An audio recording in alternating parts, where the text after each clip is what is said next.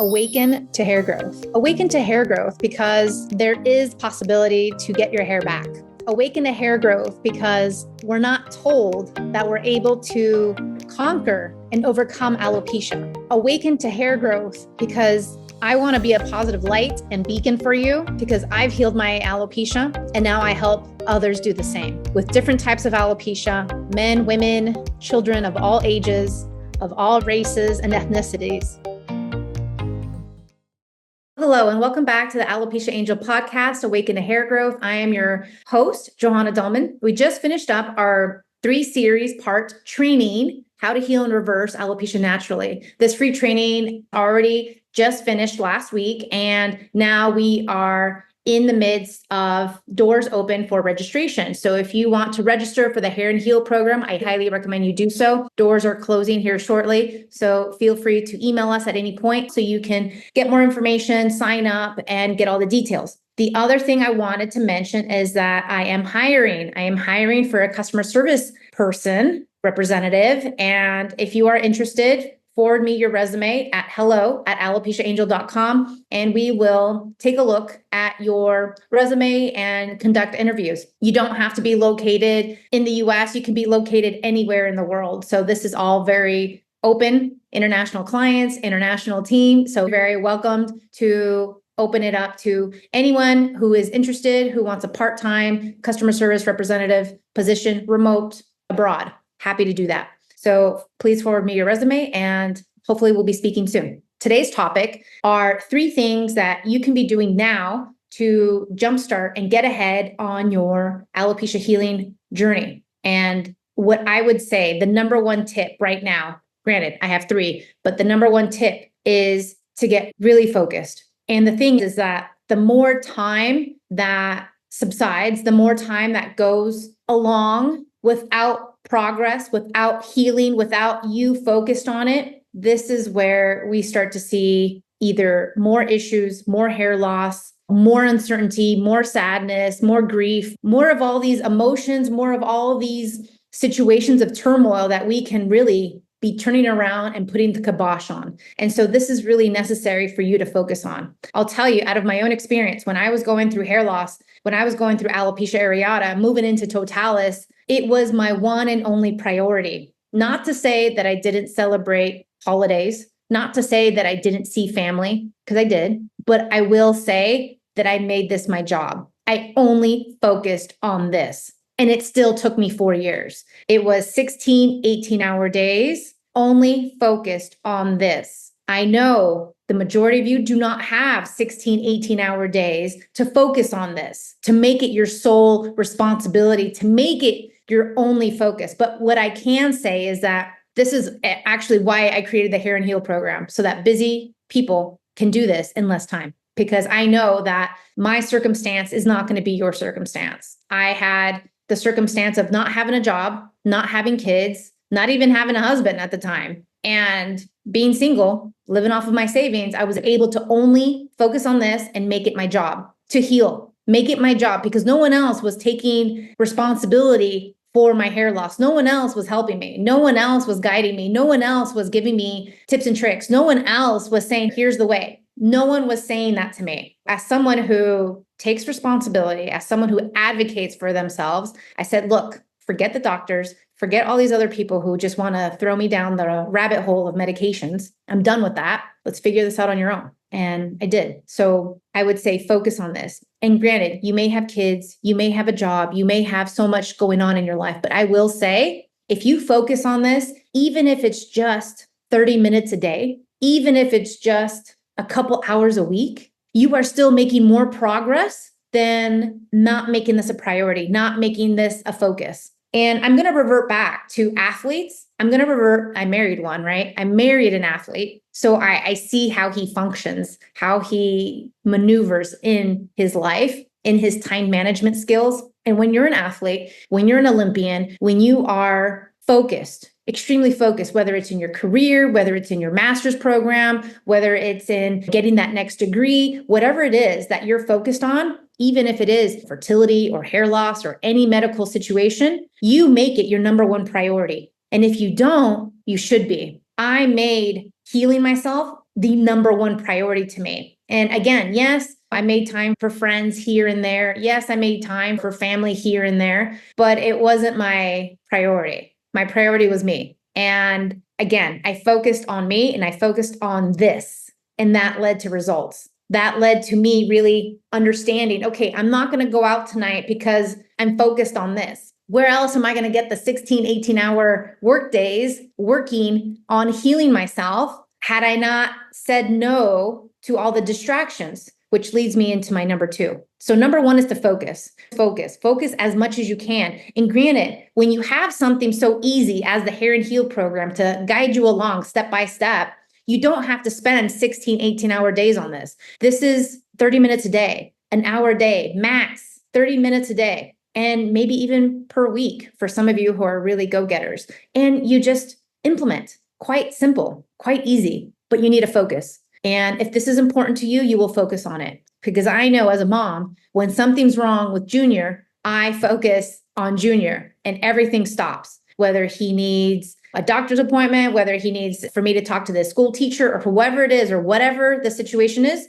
I focus and I zoom in on it. So let's zoom in on your hair loss. Let's zoom in on your hair growth. Because only zooming in, only focusing on it is going to lead you to more results, to making yourself a priority. That's part of the problem, ladies. A bunch of you have made yourself and put yourself on the back burner. Everyone else in your family comes first before you. Until, of course, the hair loss is just so detrimental where you're like, okay, now I got to do something for me. I understand that now as a mom. And I'm so happy I healed before becoming a mom. But at the same time, you can still heal, but we got to shift. And we got to ask for more help. If you need more help, ask for it. But focus on you just a little bit more because that's part of this. You need to jumpstart your hair growth with focusing on you. You need to be a priority as well. Your health is a priority. And for those of you parents who feel guilty about putting yourself as a priority, you shouldn't, because your health and well-being trickles down and translates into the health and well-being of your children. It really does. And you know it. This is why on the airplane, they say, put your mask on before you put the mask on to other loved ones, because without you, living and breathing is going to be a lot harder. And so I'm putting this into perspective for you. Make yourself a priority and focus on your situation. Focus on this because it can only get worse. And normally it does. The other thing I would say is limit the distractions. That was key for me. I wasn't watching Netflix. I wasn't watching TV. I wasn't hanging out as much with my friends. I wasn't going to bars, doing happy hour, drinking. I wasn't doing any of this. I was focused on my hair growth. I was doing the trials and errors. I was putting this all together. Why? Because it was my sanity. Because if I didn't heal and went bald, I don't know what would have happened. It wouldn't have been me. I wouldn't have been able to live or be happy or be my best self or be my true person. And that's actually the next thing is your why. Why do you want to heal? Why is this so important to you? Now, I know the answers for me, and I can probably guess what the answers are for you, but that's the third thing. And when you start focusing on yourself, making yourself a priority, so focusing on you, on your situation. Number 2, limiting the distractions and taking action. So when you limit the distractions and you say no to all the ancillary, sorry, I'm busy. Sorry, I can't. Sorry, I can't. Sorry, I'm busy. Then you say yes to you. You say yes to the priorities. You say yes to what's important. You know what I mean? When anyone gets a diagnosis, their life stands still. I actually just found out the other day that a person who I know, not personally, but through another friend, was diagnosed with cancer. And this person is 25 years old. And it startled me. And he's documenting it. He's on Instagram. He wants to beat cancer and is rallying other people and started a charity. And he's doing all these great things. But when you have a diagnosis of any sort, including alopecia, including hair loss, including anything else, big or small, everything shifts, or at least it should, right? Everything shifts and your focus is on that. So if your focus is on that, you're already at number 1. Number 2, limit the distractions. Say no to the Netflix, say no to the happy hours, say no to the office parties, say no to all these extra things that are taking you away from focusing on you, prioritizing you, your health, and your hair. I know that's hard, especially going into holidays, but that doesn't mean you can't have Christmas. That doesn't mean you can't have Thanksgiving. That doesn't mean you can't have Kwanzaa. That doesn't mean you can't have Hanukkah. That doesn't mean you can't have some of these holidays. Of course you can. But okay, Kwanzaa's one day. Christmas is one day. Thanksgiving's one day. What about the days before and after? Focus on you. If someone's trying to say, hey, Johanna, how about you host Thanksgiving this year? How about you host Christmas this year? Sorry, can't do it.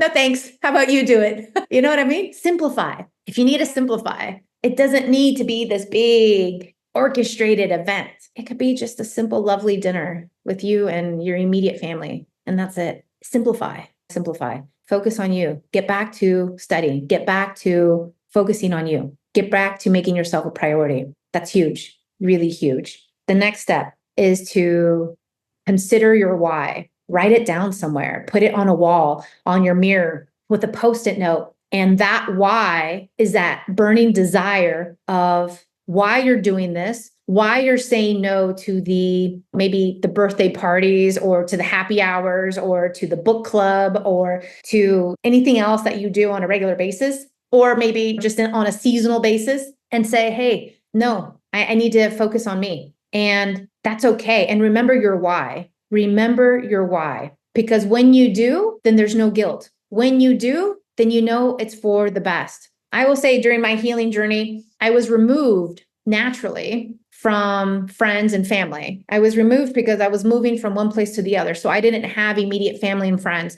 which I will say made it easier because again, those distractions were limited. If grandma needed help going to the grocery store, I wasn't there. I was more than 3,000 miles away. If my mom needed help with something or if my sister needed me for something, I wasn't there. I was over 10 time zones different and away from them. So that actually helped me in my healing journey, naturally eliminating the distractions because I had moved and I was on my own. And so that helped me.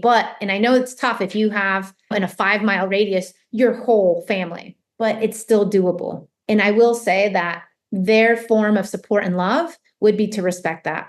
And you need to really prioritize you, focus on you, take action, and continue understanding your why. Your why is going to be so important. And so this is the same thing if, let's say, you want to heal from cancer, right? Or if you want to get pregnant and you're focusing on your fertility, or if you want to lose weight, you need to focus on your why. And I would say too, go with the pro. I mentioned this a couple times here and there, but I'll mention it again. So when I gained 50 pounds during my pregnancy, so it took me 9 months to gain 50 pounds. Granted, I had a 9 pound, 7-ounce baby, which in kilos, that's 4 kilos, 400 grams for those of you internationally. So that's a big baby. I gained the 50 pounds, happy to do it because I had a beautiful, healthy baby. But like 3 months in postpartum, I was like, okay, I need to start getting back to the gym. I need to start losing weight and getting back to my normal self. And I hired a personal trainer immediately. The personal trainer, I told him, look, I just delivered a baby. I'm not as strong as I used to be, especially in my core. I'm weak. I had lost a lot of blood. So all these things I told him.